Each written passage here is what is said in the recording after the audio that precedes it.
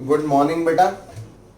आप सब आशा करता हूँ घर पे अच्छे से पढ़ाई कर रहे होंगे और बहुत ध्यान से वीडियोस देख रहे होंगे। अभी हम आपको लीनियर मोशन और प्रोजेक्टाइल मोशन हम आपको पढ़ा चुके हैं। आज का जो हमारा टॉपिक है वो प्रोजेक्टाइल मोशन से नेक्स्ट टॉपिक है जिसका नाम है बेटा वेक्टर। बहुत ध्यान से इस टॉपिक को समझिएगा और कोई भी प्रॉब्लम हो तो व्हाट्सएप कीजिएगा मेरे नंबर पर 9410036555 पर। देखिए, we are dealing with vector. अब बेटा वेक्टर का मतलब क्या होता है, what is the meaning of vector? तो ये एक लैटिन वर्ड है और जिसका मीनिंग होता है बेटा कैरियर। ये एक लैटिन वर्ड है जिसका मीनिंग होता है बेटा कैरियर। तो वेक्टर मीन्स अ कैरियर और vector it is shown by arrow. इस एरो से वेक्टर स्टार्ट होता है। ये पॉइंट आप देख रहे हो, it is the tail of vector and it is the head of vector. ठीक है बेटा। और ये जो टेल होता है इसका मतलब क्या होता है बच्चे? Starting point. और बेटा ये जो हेड होता है इसका मतलब क्या होता है बच्चे? End point. तो it is the starting point of vector and it is the end point of vector. ठीक। अब ये जो वेक्टर है बेटा, ये जो वेक्टर है इसकी रिक्वायरमेंट क्या है? Why we are interested to define vector, what is the requirement of this vector? तो सोचिए, मान लीजिए आप मेरठ में 0 माइल पर खड़े हैं, ये 0 माइल बेगमपुल, और यहां से 4 रोड्स ऐसे जा रही हैं। और अगर आपसे बोला जाए कि आपको 50 किलोमीटर मुजफ्फरनगर जाना है, कहां जाना है बेटा? 50 किलोमीटर मुजफ्फरनगर जाना है आपको। तो आपसे बोला जाए कि चलिए मुजफ्फरनगर चलते हैं 50 किलोमीटर, तो क्या खाली 50 किलोमीटर और मुजफ्फरनगर पता होने से आप चले जाएंगे? नहीं, आपको इसमें डायरेक्शन की रिक्वायरमेंट होगी। तो अगर आपसे बोला जाए कि आपको इस डायरेक्शन में 50 किलोमीटर जाना है तो मुजफ्फरनगर आ जाएगा, तो अब ये कंप्लीट इंफॉर्मेशन हुई। मान लीजिए आपसे बोल दें 50 किलोमीटर मुजफ्फरनगर चले जाइए, तो without direction you can not move. तो अभी 50 किलोमीटर मुजफ्फरनगर हमने यहाँ पर बताया आपको कि राइट साइड पर आप मुड़ जाइए और सीधे चले जाइए, दैट इज 50 किलोमीटर मुजफ्फरनगर। तो आपको यहाँ पर 2 चीजें मिल गई। पहला तो मैग्नीट्यूड मिल गया आपको, दैट इज 50 किलोमीटर, और दूसरा आपको डायरेक्शन मिल गई कि आपको किस डायरेक्शन में ट्रेवल करना है। तो यानी अब हम कंप्लीट इंफॉर्मेशन इस क्वांटिटी की हमने ले ली है और अब हम आराम से मुजफ्फरनगर चले जाएंगे। तो बेटा वेक्टर की रिक्वायरमेंट क्या होती है? जब भी किसी क्वांटिटी का ओनली मैग्नीट्यूड होता है, जब भी किसी क्वांटिटी का बेटा ओनली मैग्नीट्यूड होता है तो वो क्वांटिटी यूजफुल नहीं होती। जब भी किसी क्वांटिटी का बेटा ओनली मैग्नीट्यूड होता है तो वो क्वांटिटी यूजफुल नहीं होती। उस क्वांटिटी में डायरेक्शन भी चाहिए। तो किसी भी क्वांटिटी को कंप्लीट कब माना जाता है? जब उसमें मैग्नीट्यूड एंड डायरेक्शन दोनों हो, then the quantity will be complete, है ना। अब जरा ध्यान से इसको और ज्यादा ध्यान से देखिएगा। देखिए, सबसे पहले सारी क्वांटिटी जितनी भी होती हैं उनको हम 3 पार्ट्स में डिवाइड करते हैं। Quantity are of 3 types. ठीक है भाई, कितने टाइप होते हैं बेटा? 3 टाइप होती है। First, scalar quantity. Scalar quantity, ध्यान से सुनिएगा बेटा। क्या होती है बेटा स्केलर क्वांटिटी? इनमें सबसे पहले तो मैग्नीट्यूड होता है। क्या होता है बेटा? मैग्नीट्यूड। मैग्नीट्यूड का मतलब इसमें कोई वैल्यू होती है, जैसे 5 मीटर, 6 किलोमीटर। तो ये 5 और 6 जो है ये मैग्नीट्यूड है। तो इनमें क्या होता है बेटा? एक तो सबसे पहले इनमें मैग्नीट्यूड होता है। सेकंड, इसमें या तो डायरेक्शन नहीं होती या डायरेक्शन फिक्स होती है। नो डायरेक्शन और फिक्स डायरेक्शन। ठीक है। सेकंड, इनमें या तो डायरेक्शन नहीं होती या फिक्स डायरेक्शन होती, नो डायरेक्शन और फिक्स डायरेक्शन। और थर्ड, ये जो एडिशन फॉलो करते हैं उसको बोलते हैं बेटा sum with sign, sum with sign, और इसको बोलते हैं बेटा स्केलर एडिशन, और इसको बोलते हैं बेटा एल्जेब्रिक सम। यानी स्केलर क्वांटिटी जो एडिशन फॉलो करती है वो क्या होता है बेटा, सम विद साइन और स्केलर एडिशन और एल्जेब्रिक सम। तीन प्रॉपर्टीज होती हैं स्केलर क्वांटिटी में। पहली इनमें क्या होता है बेटा, मैग्नीट्यूड होता है। सेकंड, इनमें डायरेक्शन नहीं होती या फिक्स डायरेक्शन होती है। और थर्ड, ये जो एडिशन फॉलो करते हैं वो सम विद साइन है और स्केलर एडिशन है और एल्जेब्रिक सम है। अब ये एडिशन कैसे समझ लीजिए। मान लीजिए आप घर से चले और आपको आपकी मम्मी ने 100 रुपीज दिए, ठीक है भाई। आप घर से चले, आपको 100 रुपीज दिए तो प्लस 100 हो गया बेटा। अब जैसे ही आप बाहर चले, आपने 10 रुपीज का पेन परचेज कर लिया, ठीक है। फिर आपका एक दोस्त मिल गया, उसने आपसे 10 रुपीज उधार ले लिए। फिर आपका दूसरा दोस्त मिल गया, उसने आपको 20 रुपीज वापस कर दिए जो पहले उधार लिए थे, ठीक है बेटा। तो ये तो टोटल था आपके पास। अभी ये चल रहा है, देखिएगा। तो अभी क्या हुआ, अभी आपने फिर 40 रुपीज अपने खाने पीने में खर्च कर दिए, फिर आपको 10 रुपीज और मिल गए। तो ये जो बेटा, ये जो आप टोटल निकालना चाहेंगे, ये टोटल बेटा सम विद साइन से निकलेगा। मतलब आप बोलेंगे ये जो 10 है, इसको आप ऐसे लिखेंगे, अगर आप इनको ऐड करना चाहें तो लिखेंगे plus minus 10 plus minus 10 plus 20 plus minus 40 plus 10। आप देखिएगा मैंने इनको माइनस साइन के साथ ऐड किया है ना। तो उसको बोलते हैं बेटा sum with sign, sum with sign. और इसको क्या बोलेंगे बेटा, एल्जेब्रिक सम और स्केलर एडिशन, ठीक है। अब जरा एक चीज और देखिएगा, मैं आपको एक और एग्जांपल देता हूं, ध्यान से समझिएगा। मान लीजिए कोई बॉडी है और इसमें चार्ज है +2 coulomb, +1 coulomb, -1 coulomb, +3 coulomb, -1 coulomb. आपसे बोला जाए टोटल चार्ज निकालिए, तो आप बोलेंगे +2 +1 प्लस -1 +3 प्लस -1। तो अभी आपने ना इनको सब्ट्रैक्ट नहीं किया है, आप ऐसा नहीं बोलेंगे आपने सब्ट्रैक्ट किया है, आप बोलेंगे आपने विद नेगेटिव साइन ऐड किया है। इसको बोलेंगे बेटा scalar addition, sum with sign और एल्जेब्रिक सम। जो भी क्वांटिटी इस तरह का सम फॉलो करती है, जो भी क्वांटिटी इस टाइप का सम फॉलो करती है, वो स्केलर क्वांटिटी होती है। जो भी एल्जेब्रिक सम को फॉलो करती है वो स्केलर क्वांटिटी होती है। जैसे एग्जांपल है इलेक्ट्रिक करंट। क्या एग्जांपल है बेटा, इलेक्ट्रिक करंट। दोबारा समझिएगा, ध्यान से समझिएगा। क्वांटिटी 3 टाइप की होती हैं। पहली है स्केलर क्वांटिटी, ऐसी क्वांटिटी जिसमें मैग्नीट्यूड हो। सेकेंड पॉइंट, इसमें या तो डायरेक्शन नहीं होती या फिक्स डायरेक्शन होती है। और थर्ड पॉइंट, इनमें जो सम होता है, इनमें जो एडिशन होता है, that is sum with sign, algebraic sum और स्केलर एडिशन, है ना। ये scalar addition sum with sign या एल्जेब्रिक सम को फॉलो करती है। ऐसी क्वांटिटी को हम क्या कहते हैं बेटा, स्केलर क्वांटिटी। जैसे चार्ज है, इलेक्ट्रिक करंट है, डिस्टेंस है, वर्क है, ये सब कैसी क्वांटिटी है बेटा, स्केलर क्वांटिटी है, ठीक। अब दूसरे टाइप की क्वांटिटी कौन आएगी बेटा, सेकेंड टाइप की क्वांटिटी होगी vector quantity. Second type quantity is vector quantity. अब बेटा इसमें क्या प्रॉपर्टी होती है, जैसे उसमें 3 होती हैं, ऐसे इसमें भी 3 होती हैं। एक तो उसमें मैग्नीट्यूड होता है, उसमें भी था। इसमें डायरेक्शन भी होती है, इसमें डायरेक्शन भी होती है बेटा। क्या भी होती है, डायरेक्शन भी होती है। और जैसे वो सम विद साइन था, ऐसे ये सम विद डायरेक्शन है।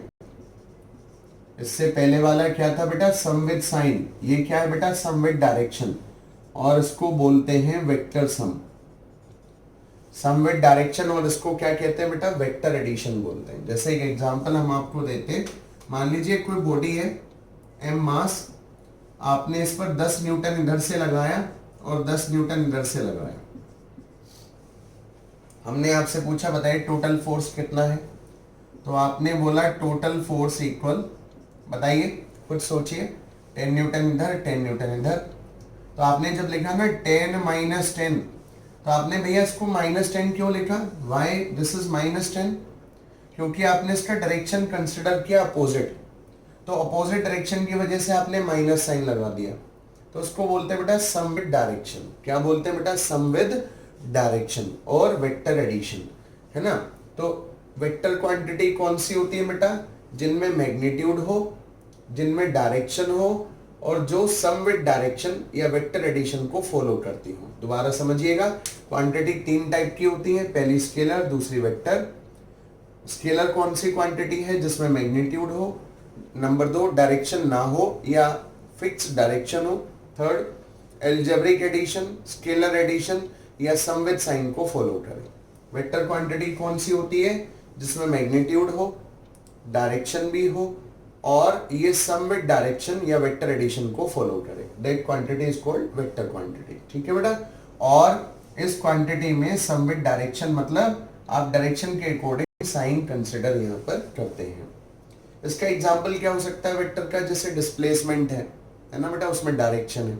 Displacement 10 metre east, 10 metre west, 20 metre north, ये डिस्प्लेसमेंट है, इसमें डायरेक्शन है। ठीक है, एक तो ये हुआ।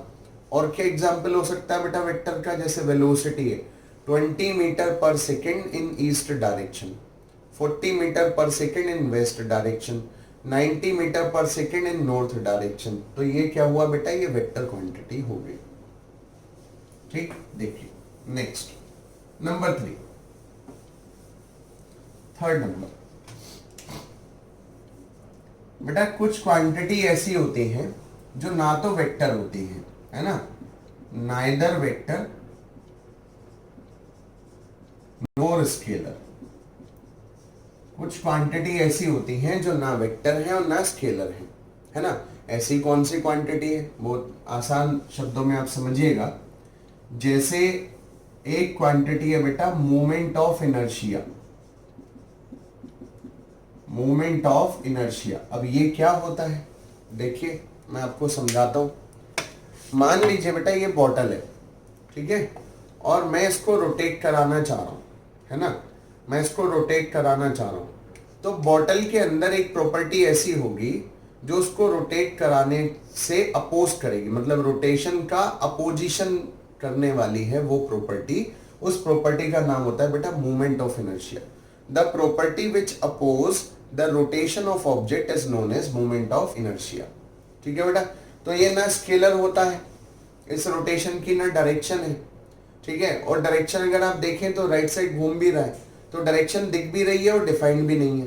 तो इसलिए ना ये वेक्टर है ना स्केलर है, डायरेक्शन है लेकिन कंफ्यूजिंग है। तो उस क्वांटिटी का नाम क्या दिया बेटा? टेंसर। ऐसी क्वांटिटी जो ना स्केलर हो ना वेक्टर हो, है ना, जिनमें डायरेक्शन हो लेकिन वेल डिफाइंड ना हो, उन क्वांटिटी का नाम होता है बेटा टेंसर। TENSOR, tensor. तो क्वांटिटी कितने टाइप की हो गई बेटा? 3 टाइप की हो गई। पहली कौन हो गई बेटा? स्केलर हो गई। स्केलर क्वांटिटी में क्या होता है? फर्स्ट मैग्नीट्यूड होता है। सेकंड क्या होता है बेटा? इसमें डायरेक्शन नहीं होती या फिक्स डायरेक्शन होती है। और थर्ड ये एल्जेब्रिक एडिशन, स्केलर एडिशन या सम विद साइन को फॉलो करता है। दूसरी क्वांटिटी कौन है बेटा? वेक्टर क्वांटिटी है। क्या क्या रूल्स हैं? एक तो सबसे पहले इसमें बेटा मैग्नीट्यूड है, सेकंड इसमें डायरेक्शन है, और थर्ड ये सम विद डायरेक्शन को फॉलो करता है जिसको हम वेक्टर एडिशन कहते हैं। तीसरी क्वांटिटी टेंसर।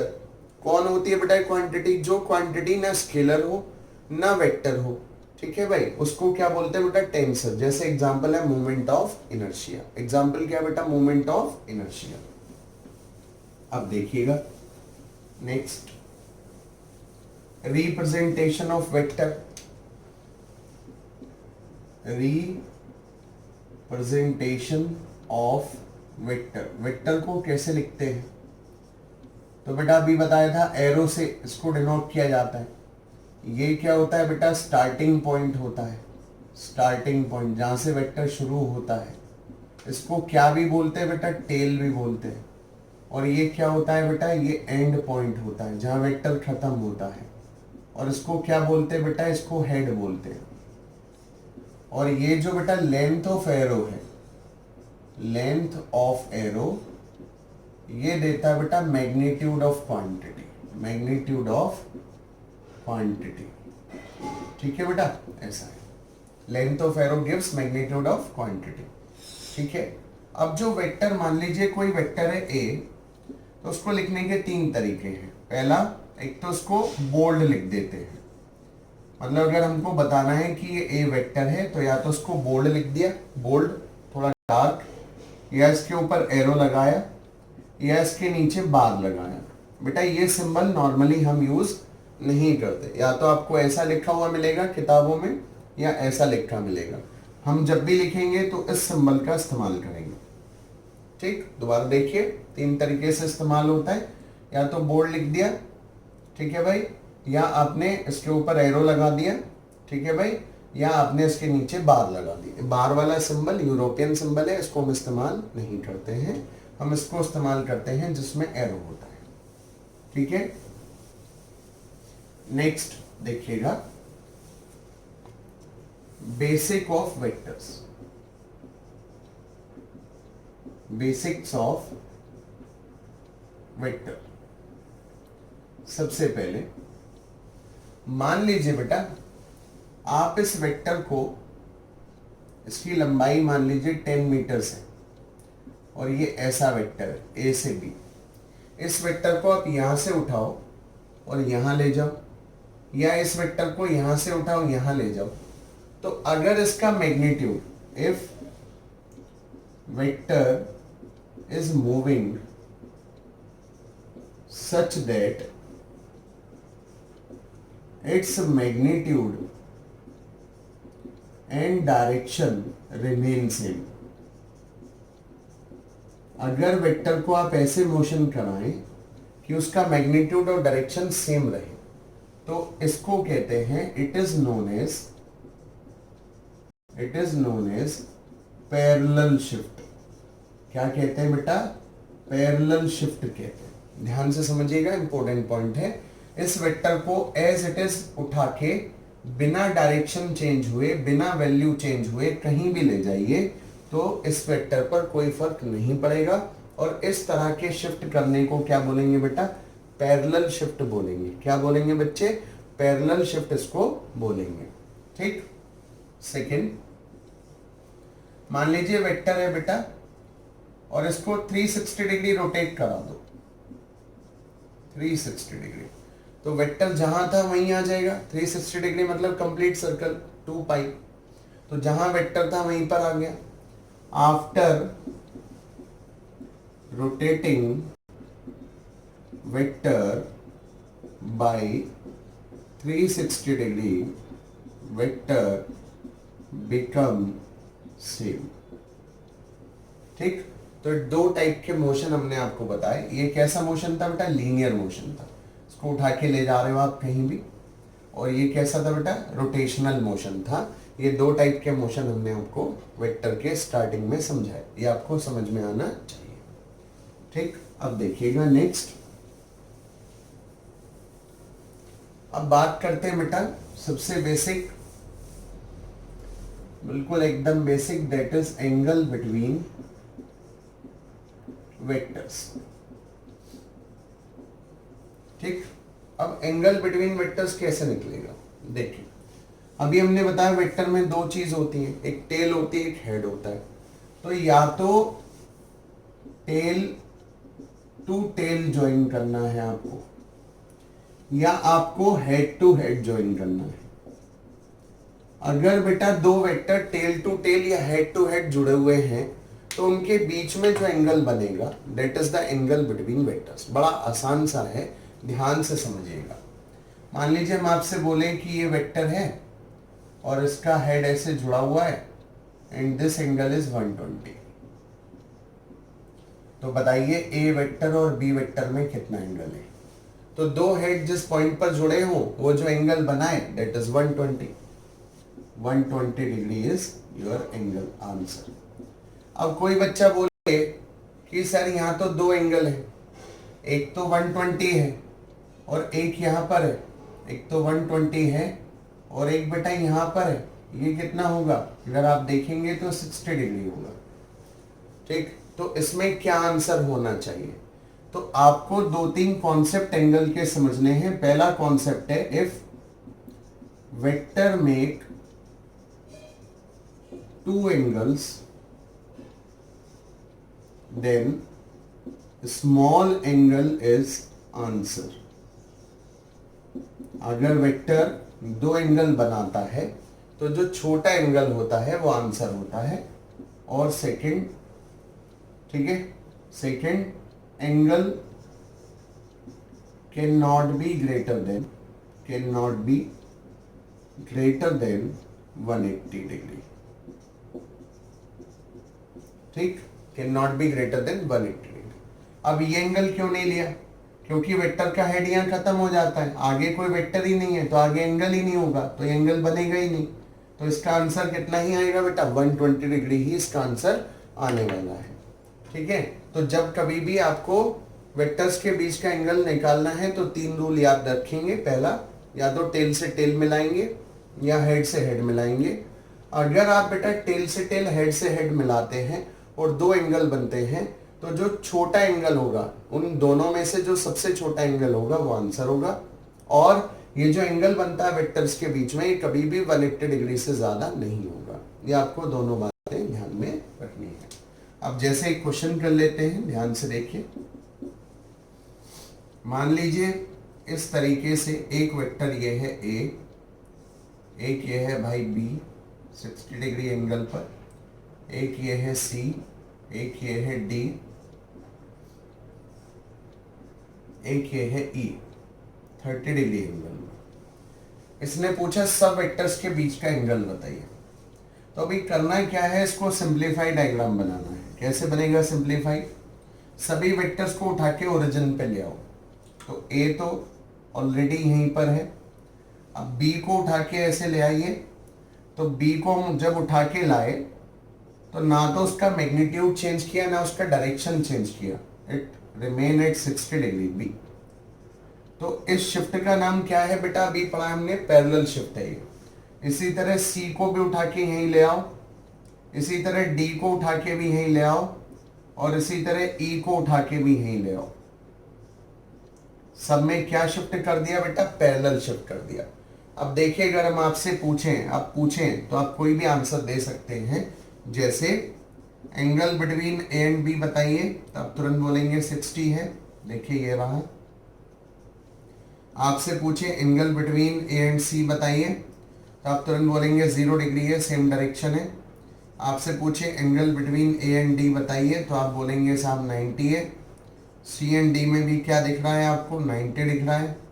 ठीक है, बी और ई में कितना एंगल दिख रहा है? देखिए ई 30 बना रहा है, बी 60, तो आपस में 30 बनाएंगे।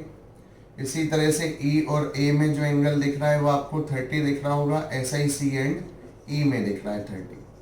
तो आपसे कुछ भी हम आंसर पूछें, कोई भी क्वेश्चन पूछें तो आप आराम से बता सकते हैं। तो आपने किया क्या इसमें? सभी वेक्टर को पैरेलल शिफ्ट करा के कहाँ ले आए बेटा? ओरिजिन पर ले आए, और ओरिजिन पर ला करके उनको ड्रॉ कर दिया। जितने एंगल पर यहाँ पर थे उतने ही एंगल पर ओरिजिन पर आ जाएंगे, और फिर आपस में एंगल्स हमने फाइंड आउट कर दिए। बड़ा आसान सा है, एक बार आप रिवाइज करेंगे तो आराम से हो जाएगा। तो सबसे पहले हमने क्या पढ़ा? Parallel shift. पैरेलल शिफ्ट क्या होती है? किसी भी वेक्टर को बिना मैग्नीट्यूड चेंज करे और बिना डायरेक्शन चेंज करे आप कहीं भी ले जाइए तो उसको बोलते हैं बेटा पैरेलल शिफ्ट। क्या बोलते हैं बेटा? उसको पैरेलल शिफ्ट कहते हैं। और रोटेशन क्या होता है? किसी भी वेक्टर को एक पॉइंट से घुमा के 360 डिग्री वापस ले आइए तो वेक्टर दोबारा से वही हो जाता है जो पहले था। It is the rotation of vector. Angle between vector कैसे निकालते हैं?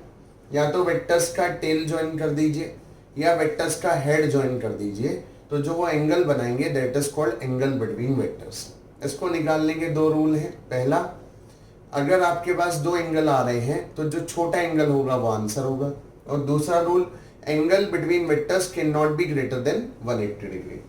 अब निकाला कैसे हमने? जितने भी वेक्टर्स बने हुए थे सबको पैरेलल शिफ्ट करा के ओरिजिन पर ले आए और फिर देख लिया कितना एंगल है। आप इसको ध्यान से एक बार देख लीजिए, इस क्वेश्चन को आप ध्यान से एक बार देख लीजिए। कोई भी दिक्कत हो, कोई भी परेशानी हो तो पूछिए। मेरे ख्याल से आपको ये समझ आया होगा। ठीक है, एक और क्वेश्चन कर लेते हैं ताकि आपको ये और मजबूती से समझ में आ जाए। ठीक है, एंगल बिटवीन वेक्टर्स का एक और क्वेश्चन हम लोग कर लेते हैं। देखिए, मान लीजिए ये ऐसे एक्सिस है, यहाँ पर एक वेक्टर बना था भाई ए 30 डिग्री पर, फिर एक वेक्टर बना था भाई बी 60 डिग्री पर, फिर एक वेक्टर बना था भाई सी, और फिर एक वेक्टर बना था भाई डी। आपको बोल रहे हैं सब वेक्टर्स में एंगल निकालिए, सबको उठा के ओरिजिन पर ले आइए। ए 30 डिग्री पर ऑलरेडी है, बी 60 डिग्री पर ऑलरेडी है ना, ओरिजिन पर ले आए, सी और डी। अब देखिए मैं आपसे क्वेश्चन पूछता हूं, आप आराम से बता पाएंगे। बताइए angle between A and B बताइए, बोलिए बेटा, सोचिए। हाँ ठीक सोच रहे हैं आप, 30। Angle between A and C बताइए बेटा, angle between A and C बताइए, बोलिए। हाँ ठीक बात, 30। Angle between C and D बोलिए बेटा, C and D, C and D बोलिए, क्या दिख रहा है आपको, 90। Angle between B and C बोलिए बेटा, बी एंड सी 60 है ना भाई। और angle between B and A already हम कर चुके हैं। तो ऐसे कोई भी एंगल आपसे पूछे, किसी भी प्रकार का एंगल आपसे पूछे, तो आप आराम से फाइंड आउट कर सकते हैं with the basis of tail join to tail और हेड जॉइन टू हेड, है ना। ये सही है। देखिएगा एक चीज और देखिएगा, मान लीजिए दो वेक्टर्स हैं, ये ए है और ये बी है ना, दोनों का टेल जॉइन है भाई, और ये एंगल है और एक ही एंगल है, ठीक। तो आपसे पूछा जाए व्हाट इज योर आंसर, तो ये 120 है, ये 60 है, बताइए आंसर क्या होगा। तो जो स्मॉलेस्ट एंगल है 60 degree, that is your answer, ठीक है। जो स्मॉलेस्ट एंगल है 60 डिग्री, ये आपका क्या है बेटा, आंसर है, ठीक है। कोई दिक्कत, समझ में आया होगा। मान लीजिए एक वेक्टर ये है और एक वेक्टर ये है, सही है, और ये 120 डिग्री का एंगल बना रहे थे।